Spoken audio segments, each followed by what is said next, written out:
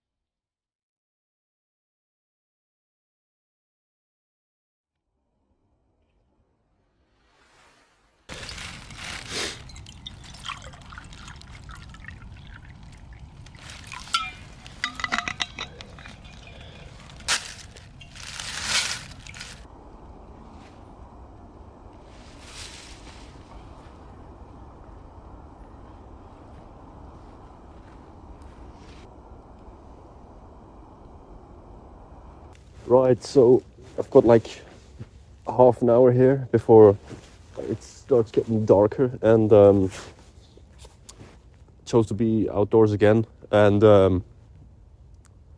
drawing some trees today, and yeah, it's quite fresh as well. And yeah, I don't want to walk home in the dark, otherwise I have to use my headlamp.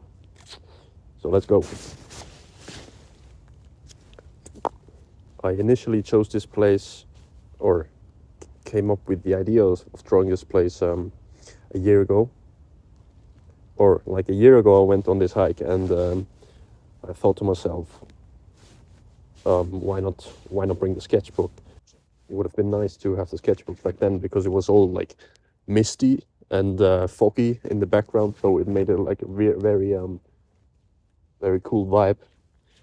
And I tried to replicate that today, but the weather is actually nice and the sun is starting to set, so it's a bit more clear view today, but still beautiful here, and it doesn't take away from the hike itself. So definitely gatekeeping this place as well, because it's nice. And sometimes I do take pictures of the set or like the scenery of whatever I'm drawing, in the hopes of maybe finishing at home or later on just anywhere else, but at the destination or at the place itself. And the last time I was here, there was like, as I said, fog everywhere and you couldn't see so far. And it was very like uncanny atmosphere, and there was like a crack in the woods, and then I just screamed like loudly, and people must have heard it. And yeah, because I got scared.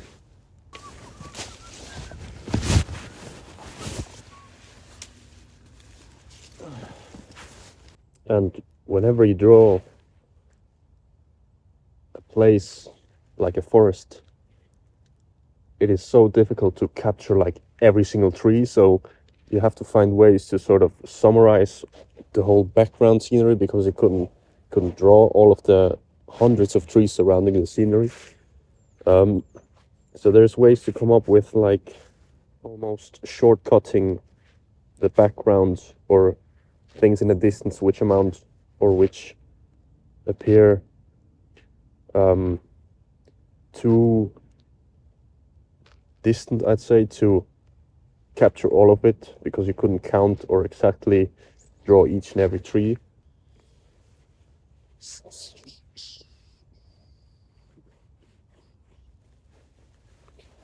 What also makes sense if you detail whatever is closer to you more than things that are further, like further away from you. And I think it's called air perspective, so that things in the background, they fade out in clearness, and the objects or things that are closer to you, they appear more detailed and clearly. It's really nice how like the evening sun starts to put like lights on one side of the trees. and on myself. So it's November already, and on this hike, I've ran into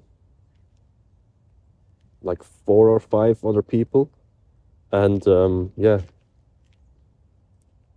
if it had more leaves on the trees, I think it's so beautiful to go hiking in a forest, and yeah, you don't see many people do it. If you're like a creative person who likes to just do various different endeavors of um, somehow expressing or creating something of your choice, um, what I find is like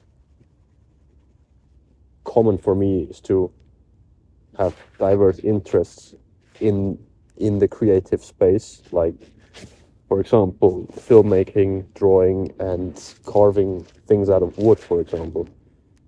And by having such diverse interests, you end up like starting so many projects but finishing so little, and that frustrates. It's like frustrating, I find. And I've been trying to find like ways to either combine it or um, narrow down a bit on my interests to spread less widely but more in depth, if that makes sense. Like I've still like an hour to go by walking. Might might have to finish walking in the dark, which is okay, but I should have gone earlier, as I think. And what I also find is when I when I sit somewhere to draw things, I like to obviously draw what is around me, but then I almost forget to look up at the thing I'm drawing to look if there's any resemblance, and I start like not imagining things, but like finishing parts of the drawing with my imagination rather than actually looking at the thing I'm drawing. So it ends up being like a mix of whatever is in front of you and something fictional, which I think is nice, or can be nice.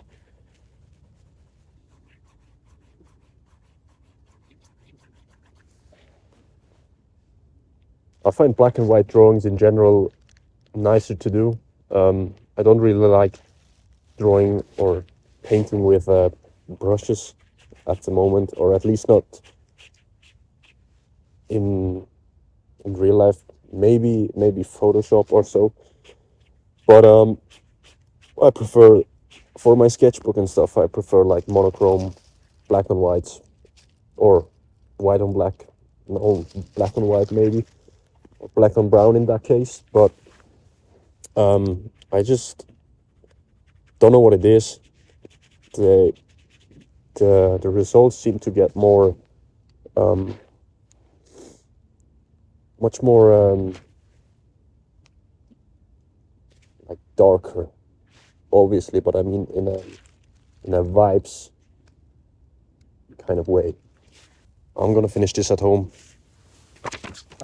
It's getting too cold.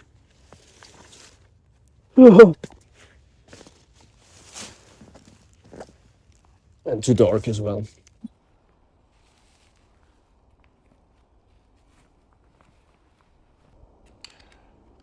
Most difficult part about the hiking is assembling this chair right here.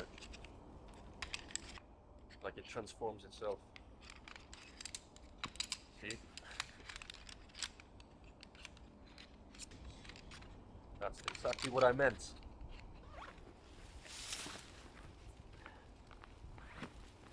That's what I try to draw with a black and white pen. Look at that. Fucking nice. I always think probably could make some sort of wait, it's a bit dark. I could probably fake an English accent, but then I always ask myself, would it be less authentic if the English sounded better? Because I do think British English sounds cooler than whatever I speak. Because my English is some sort of mix of everything, or a mix of whatever I've consumed. Because I've watched English stuff since I was a little kid, and like the heritage of these people, they were, I'd say, mainly American. No, not American. I mean mainly British, but also American, which makes me pick up on language which is from both